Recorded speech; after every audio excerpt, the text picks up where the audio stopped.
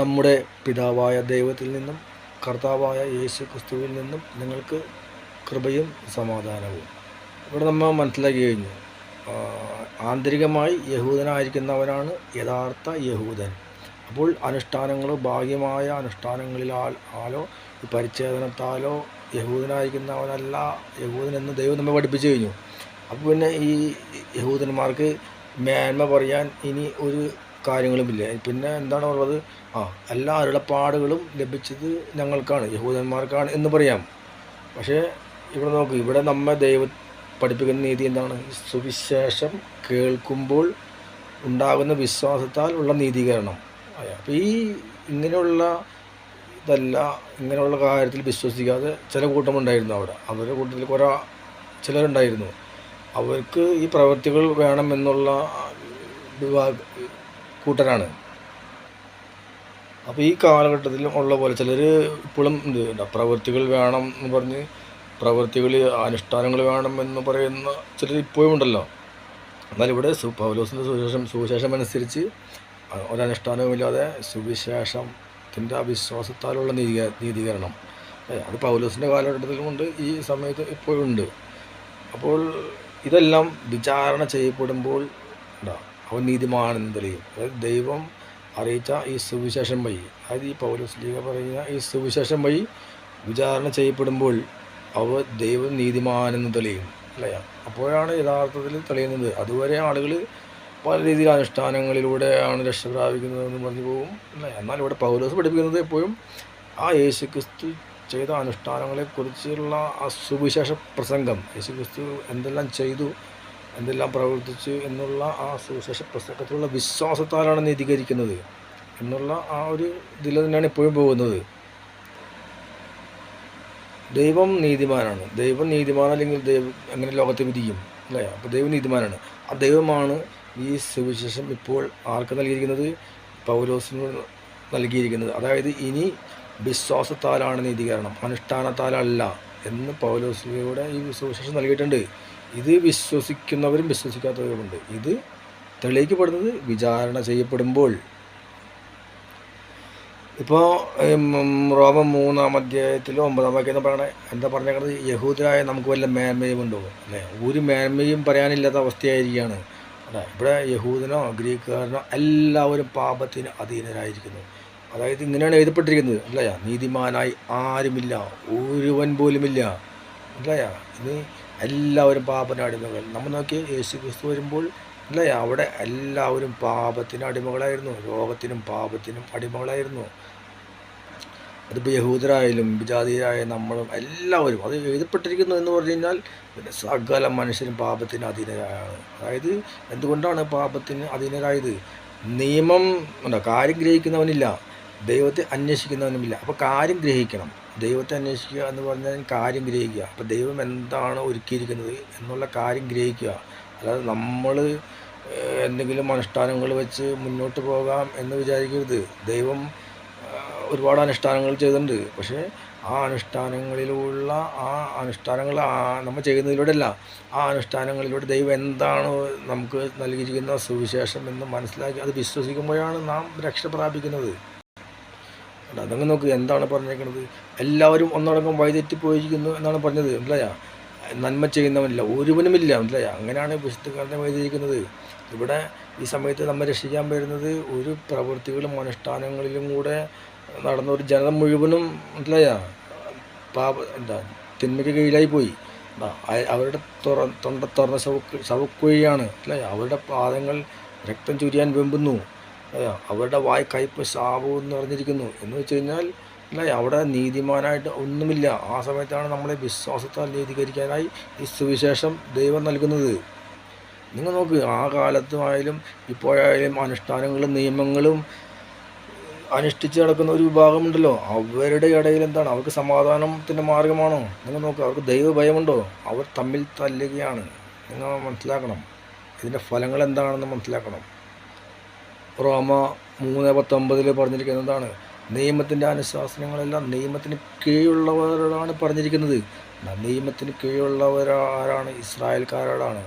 അല്ലാതെ ഇനി ബാക്കി ഉള്ള ലോകം മുഴുവനുമല്ല ഉള്ള എല്ലാവരെയും ഈ നിയമത്തിൻ്റെ അനുശാസനങ്ങൾ നൽകുന്നില്ല. കാരണം എന്താണ്?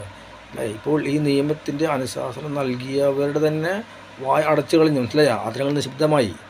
അതേപോലെ ലോകം മുഴുവൻ നിശബ്ദമാകണം. ഈ അനുഷ്ഠാനങ്ങളുണ്ടെങ്കിൽ അതിൻ്റെ പേരും പറഞ്ഞ് മേന്മ പറഞ്ഞ് ഞാൻ ഈ അനുഷ്ഠാനം ചെയ്തു എന്ന് പറഞ്ഞ് അവർ അതരം തുറക്കും, അല്ലയാ? അതുകൊണ്ട് ആ അനുഷ്ഠാനം നൽകപ്പെട്ട ആ ഇസ്രായേൽ ജനത്തെ പോലും ഇവിടെ അനുഷ്ഠാനത്തിന് യാതൊരു പ്രാധാന്യവുമില്ല. നിങ്ങൾ ബാഹ്യമായ അനുഷ്ഠാനങ്ങൾ കൊണ്ടല്ല, ആന്തരികമായ അനുഷ്ഠാനത്താലാണ്, ആന്തരികമായിട്ടാണ് യഹൂദനായിരിക്കുന്നതെന്ന് ദൈവം പറഞ്ഞിരിക്കെ ഇനി പിന്നെ അവരുടെ വായടഞ്ഞു. ഇനിയിപ്പോൾ നിയമം നൽകപ്പെടാത്ത നമ്മളുടെ നമുക്കും ഒരു അനുഷ്ഠാനമില്ല, ഒരു അനുശാസനവുമില്ല. അതാണ് ലോകം മുഴുവൻ ദൈവത്തിന് മുമ്പിൽ കണക്ക് ബോധിപ്പിക്കാൻ വേണ്ടി ആണ് ദൈവപ്രകാരം ചെയ്തിരിക്കുന്നത്. ഓക്കെ, അപ്പോൾ മനസ്സിലായി. നമ്മളിപ്പോൾ 20-ാം വാക്യത്തിൽ കൃത്യമായിട്ട് എഴുതിയിരിക്കുന്നു, നിയമം അനുഷ്ഠിക്കുന്നത് കൊണ്ട് ഒരുവനും അവിടുത്തെ സന്നിധിയിൽ നീതീകരിക്കപ്പെടുകയില്ല. അല്ലേ? നിങ്ങൾ എത്ര നിയമം അനുഷ്ഠിച്ചാലും എന്തെല്ലാം ആചരിച്ചാലും അവിടുത്തെ സന്നിധിയിൽ നീതീകരിക്കപ്പെടുകയില്ല. നിങ്ങൾക്ക് പരസ്പരം അങ്ങോട്ടും ഇങ്ങോട്ടും നമുക്ക് കൊള്ളാം അടിപൊളിയായി എന്ന് പറഞ്ഞ് നിങ്ങൾക്ക് അങ്ങോട്ടും ഇങ്ങോട്ട് നീതീകരിക്കാൻ പറ്റും. പക്ഷേ ദൈവം ഒരിക്കലും നീതീകരിക്കില്ല അനുഷ്ഠാനം കൊണ്ട് ചെന്ന് കഴിഞ്ഞാൽ. അയ്യാ, ഈ നിയമം എന്താണ്? നിയമം എന്ന് പറഞ്ഞാൽ നമുക്ക് പാപത്തെക്കുറിച്ചൊരു ബോധമുണ്ടാകുന്ന ഒരു കാര്യം മാത്രമേ ഉള്ളൂ. ആ നിയമങ്ങളെയാണ് യേശുക്രിസ്തു കുരിശിൽ തറച്ച് നിഷ്കാസനം ചെയ്തിരിക്കുന്നത്. 21-ാം വാക്യത്തിൽ പറഞ്ഞേക്കണം എന്താണ്? ഈ ദൈവനീതി, ഈ പ്രവാചകന്മാരും ഈ നിയമങ്ങളും എല്ലാം നമ്മളെ ഒരു ദൈവത്തിൻ്റെ നീതിയാക്കാൻ വേണ്ടിയുള്ള ആ നീതി ഇപ്പോൾ നിയമമില്ലാതെ വിശ്വാസത്തിലൂടെ വെളിപ്പെട്ടിരിക്കുന്നു. അതാണ് ഇപ്പോൾ വിശ്വാസത്തിലൂടെ, അതായത് അനുഷ്ഠാനങ്ങളൊന്നും ചെയ്യാതെ ഈ സുവിശേഷത്തിലുള്ള വിശ്വാസത്തിലൂടെ. ഏത് സുവിശേഷം? യേശുക്രിസ്തു നമുക്ക് വേണ്ടി എന്താണ് ചെയ്തത്? ആ സുവിശേഷം, ആ വിശ്വാസം, അതാണ് പൗലോസിലേക്ക് പഠിപ്പിക്കുന്ന സുവിശേഷം. അതാണ് ഈ പ്രത്യേക സുവിശേഷം, വിശ്വസിച്ചുകൊണ്ട് ഉള്ള സുവിശേഷം. അതിനാൽ ഇതാ പറഞ്ഞിരിക്കുന്നു, ഈ ദൈവനീതി വിശ്വസിക്കുന്ന എല്ലാവർക്കും, അതായത് വിശ്വസിക്കുന്ന എല്ലാവർക്കും എന്ന് പറഞ്ഞു കഴിഞ്ഞാൽ ആരെന്നുള്ള വ്യത്യാസമില്ല. അല്ല, യഹൂദനല്ലാത്തവനാണോ ഗ്രീക്കുകാരനാണോ ഒരു വ്യത്യാസവുമില്ല. ആർക്കും അല്ലയാ യേശുക്രിസ്തുവിലുള്ള വിശ്വാസം വഴി ലഭിക്കുന്നതാണ്. ഒരു അനുഷ്ഠാനവും വഴി ലഭിക്കില്ല എന്നിവിടെ വ്യക്തമായിട്ട് എഴുതിയിട്ടുണ്ട്. ദൈവസന്നിധിയിൽ ഒരുവനും നീതീകരിക്കപ്പെടില്ല. ഇനിയുള്ള നീതി യേശുക്രിസ്തുവിലുള്ള വിശ്വാസം. യേശുക്രിസ്തുവിലുള്ള വിശ്വാസം എന്ന് പറഞ്ഞാൽ മനസ്സിലാക്കുക, വിശ്വാസം കേൾവിയിൽ നിന്നും, കേൾവി ക്രിസ്തുവിനെ കുറിച്ചുള്ള പ്രസംഗത്തിൽ നിന്നുമാണ്. അതായത് യേശുക്രിസ്തുവിനെ കുറിച്ചുള്ള പ്രസംഗം. യേശുക്രിസ്തു ഓരോ അനുഷ്ഠാനങ്ങളും അല്ലയാ ഓരോ കാര്യങ്ങൾ ചെയ്തപ്പോൾ അവിടെ എന്താണെന്ന് മനസ്സിലാക്കണം. യേശുക്രിസ്തു കാല് കഴുകി അതിൻ്റെ അർത്ഥം അറിയില്ല. യേശുക്രിസ്തു അപ്പം മുറുകി കൊടുത്തു, അതിൻ്റെ അർത്ഥം അറിയില്ല. എന്നിട്ട് ഈ അനുഷ്ഠാനങ്ങൾ ഇങ്ങനെ തുടർന്ന് പോകുന്നവരെ നിങ്ങൾ ഒരു കാര്യം മനസ്സിലാക്കണം, അല്ലയാ എല്ലാവരും അയോഗ്യരാണെന്ന് മനസ്സിലായല്ലോ. അവർ അവിടുത്തെ കൃപയാൽ യേശുക്രിസ്തു വഴി സൗജന്യമായി നീതീകരിക്കപ്പെടുന്നു. മനസ്സിലായ? ഈ നീതീകരണം സൗജന്യമാണ്. യേശുക്രിസ്തു വഴിയുള്ള ഈ നീതീകരണം സൗജന്യമാണ്. ഒരു പ്രവൃത്തികളും അതിലില്ല. അതുകൊണ്ടാണ് പ്രവൃത്തികളോ അനുഷ്ഠാനങ്ങളോ ചെയ്തു കഴിഞ്ഞാൽ ദൈവത്തിൻ്റെ മുമ്പിൽ നിങ്ങൾ നീതീകരിക്കപ്പെടുകയില്ല എന്ന് പറഞ്ഞിരിക്കുന്നത്. അല്ലയാ, ഇവിടെ എന്താണ് പിന്നെ നീതീകരണം നൽകിയിരിക്കുന്നത്? വിശ്വാസം വഴി സംലബ്ധമാകുന്ന രക്തം കൊണ്ടുള്ള പാപപരിഹാരമായി. അല്ല, വിശ്വാസം വഴി. അപ്പോൾ യേശുക്രിസ്തു ചെയ്ത അനുഷ്ഠാനങ്ങളെ അതിലടങ്ങിയിരിക്കുന്ന എന്താണെന്ന് മനസ്സിലാക്കിയിട്ട് ആ സുവിശേഷത്തിലുള്ള വിശ്വാസം വഴി ലഭിക്കുന്ന രക്തം കൊണ്ടുള്ള പാപപരിഹാരം. അല്ലാതെ ആരെങ്കിലും വന്നിട്ട് ഈ അപ്പം കുടിക്കുമ്പോൾ അല്ലെങ്കിൽ ഭക്ഷിക്കുമ്പോൾ പാനം ചെയ്യുമ്പോൾ ലഭിക്കുന്ന പാപം കൊണ്ടുള്ള പരിഹാരമായിട്ടല്ല, വിശ്വാസം വഴി ലഭിക്കുന്ന പാപപരിഹാരമായി ദൈവം അവനെ നമുക്ക് നിശ്ചയിച്ചു തന്നു. അതാണ് 25-ാം വാക്യത്തിൽ റോമാക്കാർക്ക് 3-ാം അധ്യായത്തിൽ പറഞ്ഞിരിക്കുന്നത്. യേശുക്രിസ്തു ശുശ്രൂഷിക്കാനാണ് വന്നത്, ശുശ്രൂഷകളാണ് അവിടെ ചെയ്യണത്. കാല് കഴുകുക എന്ന് പറഞ്ഞു കഴിഞ്ഞാൽ പത്രോസിനോട് ചോദിക്കുന്നുണ്ട്, നീ എന്താണെന്ന് മനസ്സിലായോ? അതായത് ഈ ബലി അർപ്പിക്കാൻ വേണ്ടി സമാഗമ കൂടാരത്തിലേക്ക് പോകുമ്പോൾ നിങ്ങൾ കൈകാലുകൾ കഴുകണം. മനസ്സിലായോ? യേശുക്രിസ്തു അതിൻ്റെ ആ നിഴലുകൾ ചെയ്യുകയാണ്. യേശുക്രിസ്തു സ്വയം ബലിവസ്തുവായിട്ട് പോകാൻ നേരത്ത് കൈകാലുകൾ കഴുകുകയാണ്. അതേപോലെ എല്ലാ കാര്യത്തിനും അതിൻ്റേതായ അർത്ഥങ്ങളുണ്ട്. അല്ലാതെ അനുഷ്ഠാനങ്ങൾ നൽകുകയല്ല ദൈവം ഒരിക്കലും. ഇവിടെ എന്താണ് ദൈവം പറയണത്? യേശുക്രിസ്തു എന്താണ് ഇപ്പോൾ പഠിപ്പിക്കുന്നത് ഈ സുവിശേഷത്തിലൂടെ? അവിടുന്ന് ക്ഷമയിൽ നമ്മുടെ പാപങ്ങളെ അല്ലേ അവഗണിച്ചുകൊണ്ട്. അല്ലാതെ ആരുടെയെങ്കിലും മുമ്പിൽ നിന്ന് പാപങ്ങളെ ഏറ്റു പറയുമ്പോഴല്ല. നമ്മൾ ഈ സുവിശേഷം വിശ്വസിക്കുമ്പോൾ, ഈ യേശു ക്രിസ്തുവിനെ കുറിച്ചുള്ള സുവിശേഷം കേൾക്കുമ്പോൾ അവിടുന്ന് ക്ഷമയിൽ നമ്മുടെ പഴയ പാപങ്ങളെ അവഗണിക്കുന്നു. അല്ലേ? ഇപ്പോൾ തൻ്റെ നീതി വെളിപ്പെടുത്തുന്നു. അല്ലേ? ഇതാണ് ദൈവത്തിൻ്റെ നീതി. ഇപ്പോൾ ഇത് വെളിപ്പെടുത്തുകയാണ്. വിശ്വാസത്താൽ നിങ്ങളുടെ ഹൃദയങ്ങളിൽ നോക്കിയിട്ട് നിങ്ങൾ വിശ്വാസത്താൽ നീതീകരിക്കുന്നു. അതായത് നമ്മുടെ പ്രവൃത്തി കണ്ടിട്ടല്ല, ദൈവം നമ്മുടെ ഉള്ളിലേക്കാണ് നോക്കുന്നത്. അല്ലേ? അങ്ങനെ ദൈവം നീതിമാനാണ്. അല്ല, യേശു ക്രിസ്തുവിൽ പിതാവായ ദൈവം നീതിമാനാണ്. യേശു ക്രിസ്തുവിൽ നമ്മെ രക്ഷിക്കുന്നതാണ്. അല്ലേ? ആ ദൈവം നീതിമാനാണ് എന്ന് തെളിയിക്കാനാണ്, അല്ലേ, സൗജന്യമായിട്ട് വിശ്വാസം വഴി ഈ രക്ഷ നൽകുന്നത്. അല്ലാതെ ഒരു അനുഷ്ഠാനവും വഴി ഈ രക്ഷ നമുക്ക് നൽകുന്നില്ല. അതുകൊണ്ട് നമുക്ക് വൻപ് പറയാൻ കഴിയില്ല. നമ്മുടെ വൻപ് പറച്ചിൽ എവിടെ അതിന് സ്ഥാനമില്ലാതായിരിക്കുന്നു. അല്ലേ? ഞാൻ അത് ചെയ്തിട്ടാണ് ഇത് ചെയ്തിട്ടാണെന്നുള്ള വൻപ് പറച്ചിലില്ല. കാരണം ഈ അനുഷ്ഠാനങ്ങൾ അല്ല എന്നുള്ള കാര്യം ദൈവം തെളിയിച്ചു കഴിഞ്ഞു. യഹൂദനാണ് അനുഷ്ഠാനം കിട്ടിയത്. അല്ലയ പ്രവൃത്തികളുടെ അടിസ്ഥാനത്തിൽ അല്ല, വിശ്വാസത്തിൻ്റെ അടിസ്ഥാനത്തിൽ. മനസ്സിലായ? ഇനി നമുക്ക് വൻപ് പറയാൻ കഴിയില്ല. നമുക്ക് മറ്റൊരാളുടെ മുമ്പിലും വലിയ ആളാവാൻ കഴിയില്ല. കാരണം ഇത് വിശ്വാസമാണ്. ഈ വിശ്വാസം ബാഹ്യമായ പ്രവൃത്തികളിലൂടെയല്ല, ദൈവം അവൻ്റെ ഹൃദയത്തിലൂടെ നോക്കണത്. ഈ വിശ്വാസത്തിൻ്റെ ഹൃദയത്തിലൂടെ നോക്കിയിട്ടാണ് ദൈവം നമ്മെ നീതീകരിക്കുന്നത്. എന്നിട്ടാണ് നമുക്ക് രക്തം കൊണ്ടുള്ള ആ പാപപരിഹാരമായി തീരുന്നത്. അല്ലാതെ ബാഹ്യമായ അനുഷ്ഠാനങ്ങളാലാണെന്ന് കരുതുന്നതെങ്കിൽ നിനക്ക് ക്രിസ്തുവുമായുള്ള ബന്ധം വിച്ഛേദിക്കപ്പെട്ടിരിക്കുന്നു എന്നാണ് എഴുതപ്പെട്ടിരിക്കുന്നത്. വ്യക്തമായിട്ട് ഇവിടെ എഴുതിയിട്ടുണ്ട്. അല്ല, എന്തെന്നാൽ നിയമ അനുഷ്ഠാനം കൂടാതെ മനുഷ്യൻ വിശ്വാസത്താൽ നീതീകരിക്കപ്പെടുന്നു. അതാണ് ഈ സുവിശേഷം. ഇപ്പം ഈ അനുഷ്ഠാനങ്ങൾ ചെയ്യുന്ന യഹൂദരുടെ മാത്രമാണ് ദൈവം, അല്ല വിജാതിയുടെയുമാണ്. അല്ല, ഇപ്പോൾ അവരുടെയും ഇവരുടെയും എല്ലാം ഏകദൈവമാണ്. അല്ലേ? ഒരു വ്യത്യാസവുമില്ല. അവർ എല്ലാവരുടെയും ദൈവമാണ്. അവൻ ദൈവം ഏകനാണ്. അല്ലേ? അവർക്കോ ദൈവം ഇവർക്കോ ദൈവം അങ്ങനെയല്ല. ദൈവം ഏകദൈവമാണ്. അല്ലേ? ഒരേ രീതിയിലാണ്. അല്ലാണ്ട് പല രീതികളിൽ പല സഭകളിൽ പല അനുഷ്ഠാനങ്ങളിൽ നടക്കുമ്പോൾ മനസ്സിലാക്കണം, ദൈവം ഏകദൈവമാണ്.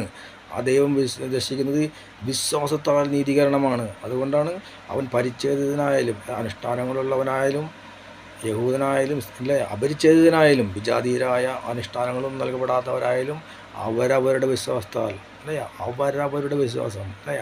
അപ്പോൾ അവർക്ക് പത്രോസ് അനുഷ്ഠാനങ്ങൾ ഉൾപ്പെടെയാണ് അവരോട് പ്രസംഗിച്ചതെങ്കിൽ അത് ആ വിശ്വാസത്താൽ നമുക്ക് അനുഷ്ഠാനങ്ങളൊന്നും നൽകാതെ നിൻ്റെ ദൈവം, നിൻ്റെ കർത്താവായ ദൈവം, ആ ദൈവത്തിൻ്റെ പുത്രൻ, അവൻ ജഡപ്രകാരം ദാവീദിൻ്റെ സന്തതിയിൽ നിന്ന് ജനിച്ചു,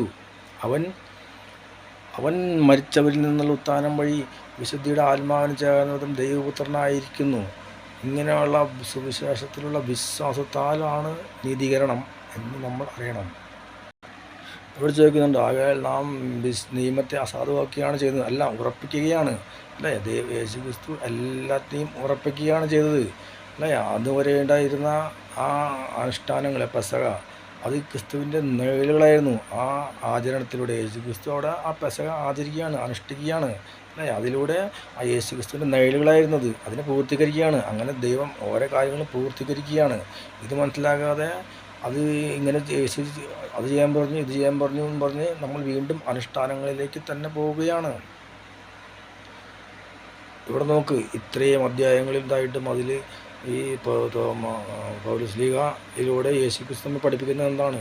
ഒരു പ്രവൃത്തിയുമില്ല അല്ലേ, ഒരു പ്രവൃത്തിയുമില്ല.